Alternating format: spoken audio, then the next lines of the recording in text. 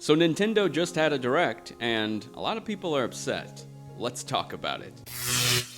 Now, we knew going into this that it was a third-party partners Direct, which that in and of itself was a disappointment to a lot of people, because a lot of Nintendo fans are wondering, like, what's the next big Nintendo first-party game that's likely to come out this Christmas time? And all signs are pointing to that game being Pokemon Legends ZA, which for me, kinda disappointing. I was hoping Nintendo had something up its sleeve that was a big surprise that was planned for the end of this year, but it seems like that's not happening. But first party's not the only reason people are upset. The third-party Nintendo Direct that happened this morning honestly didn't really have any major surprises. Now don't get me wrong, Monster Hunter 3 Twisted Reflection looks cool, Octopath Traveler 0 looks cool, The Adventures of Elliot The Millennium Tales looks really cool. But aside from those big three, we mainly saw games we've already seen before either on other platforms or games that have already been announced for Nintendo Switch 2, like Borderlands 4 and Star Wars Outlaws. We've seen them already. We come to Nintendo Directs for new announcements, which this showcase was severely lacking. Now, there were some reports coming out earlier this year that were basically hinting that something like this was going to happen, that third-party support was going to be pretty weak in the Switch 2's first year on the market, because Nintendo apparently opted not to send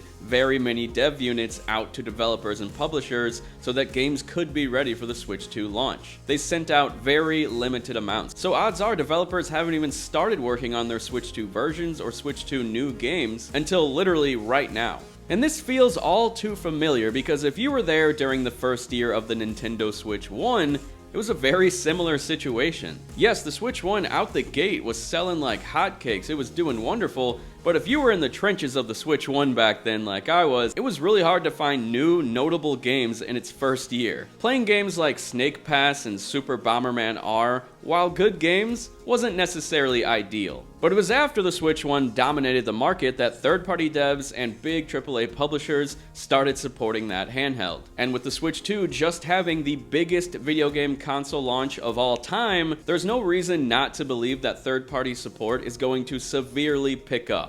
It's just really unfortunate right now when you have the technology fresh in your hands and you want to play a bunch of new, awesome, great games on it. And I'm not saying that everything we saw today looked like garbage or anything. It was just stuff we've either already seen before or stuff we've already played before. And I should probably note that we didn't get any updates on Elden Ring or the Duskbloods from Software, which is surprising. And not that I care personally because I haven't played the original still, but a lot of people were hoping that maybe we'd see a Hollow Knight Silksong release date finally, but no.